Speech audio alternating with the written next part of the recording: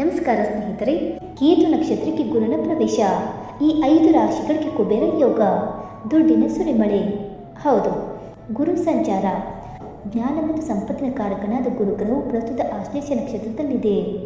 October 31ರಂದು ಗುರು ಕೇತುವಿಗೆ ಸೇರಿದ ಮಾಘ ನಕ್ಷತ್ರವನ್ನು ಪ್ರವೇಶ ಮಾಡಲಿದೆ.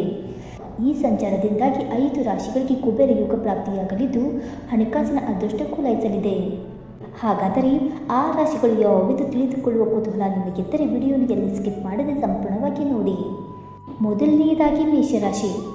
ಗುರು ನಿಮ್ಮ ಜಾತಕದ 5ನೇ ಮನೆಯಲ್ಲಿ ಸಂಚರಿಸುವುದರಿಂದ ಅದ್ಭುತ ಫಲಿತಾಂಶಗಳು ಸಿಗಲಿವೆ. ಬಾಕಿ ಉಳಿದಿದ್ದ ಎಲ್ಲ ಕೆಲಸಗಳು ಬೇಗ ಪಡೆದುಕೊಳ್ಳುತ್ತವೆ. ಅನಿರೀಕ್ಷಿತವಾಗಿ ಹಣದ ಹರಿವು ಹೆಚ್ಚಾಗಿ ದೊಡ್ಡ ಮಟ್ಟದ ಹಣವನ್ನು ಉಳಿತಾಯ ಮಾಡಲು ಸಾಧ್ಯವಾಗುತ್ತದೆ. ಕಚೇರಿಯಲ್ಲಿ ನಿಮ್ಮ ಕೆಲಸಕ್ಕೆ ಮೇಲಧಿಕಾರಿಗಳಿಂದ ಮೆಚ್ಚುಗೆ ವ್ಯಕ್ತವಾಗಲಿದೆ. ಸಂಬಳ ಹೆಚ್ಚಳ ಅಥವಾ ಬಡ್ತಿ ಸಿಗುವ ಸಾಧ್ಯತೆಗಳಿವೆ.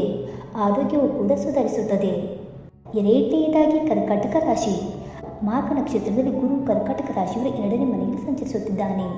ಇದರಿಂದಾಗಿ ಈ ಸಮಯದಲ್ಲಿ ನೀವು ಕೈ ಹಾಕಿದ ಕೆಲಸದಲ್ಲಿ ಯಶಸ್ಸು ಸಿಗುತ್ತದೆ ಮತ್ತು ಬಹಳ ದಿನಗಳಿಂದ ನಿಂತು ಹೋಗಿದ್ದ ಕೆಲಸಗಳು ಪೂರ್ಣಗೊಳ್ಳುತ್ತವೆ ಮತ್ತು ಹೊಸ ಆದಾಯದ ಮೂಲಗಳು ತೆರೆದುಕೊಳ್ಳುತ್ತವೆ ಮತ್ತು ಸಮಾಜದಲ್ಲಿ ಗೌರವ ಕೂಡ ಹೆಚ್ಚಾಗುತ್ತದೆ ಮತ್ತು ಉದ್ಯೋಗಾಕಾಂಕ್ಷಿಗಳಿಗೆ ಉತ್ತಮ ಅವಕಾಶಗಳು ಸಿಗುತ್ತವೆ. ಕಚೇರಿಯಲ್ಲಿ ಸಹೋದ್ಯೋಗಿಗಳ ಬೆಂಬಲದಿಂದ ಗುರಿಗಳನ್ನು ಸುಲಭವಾಗಿ ತಲುಪುತ್ತೀರಿ. ಕುಟುಂಬದೊಂದಿಗೆ ಸಂತೋಷವಾಗಿ ಸಮಯ ಕಳೆಯುತ್ತೀರಿ. ಮೂರನೆಯದಾಗಿ ಸಿಂಹರಾಶಿ. ಗುರುಗ್ರಹವು ಸಿಂಹರಾಶಿಯ ಲಗ್ನ ಭಾವವನ್ನು ಪ್ರವೇಶ ಮಾಡುತ್ತಾನೆ. ಇದು ಈ ರಾಶಿಯವರಿಗೆ ಸುವರ್ಣಕಾಲವಾಗಿದೆ. ಆಕಸ್ಮಿಕ ಧನ ಲಾಭ ಉಂಟಾಗುತ್ತದೆ. ವ್ಯಾಪಾರ ಆರಂಭಿಸಲು ಬಯಸುತ್ತಿರುವವರಿಗೆ ಮತ್ತು ವಿದೇಶದಲ್ಲಿ ಉದ್ಯೋಗ ಪ್ರಯತ್ನಿಸುತ್ತಿರುವವರಿಗೆ ಇದು ಸರಿಯಾದ ಸಮಯ ಮತ್ತು ಉದ್ಯೋಗದಲ್ಲಿ ಬಡ್ತಿ ಸಿಗಬಹುದು. ವ್ಯಾಪಾರಸ್ಥರು ಹೆಚ್ಚಿನ ಲಾಭ ಗಳಿಸುತ್ತಾರೆ. ನಾಲ್ಕನೆಯದಾಗಿ ತುಲಾರಾಶಿ.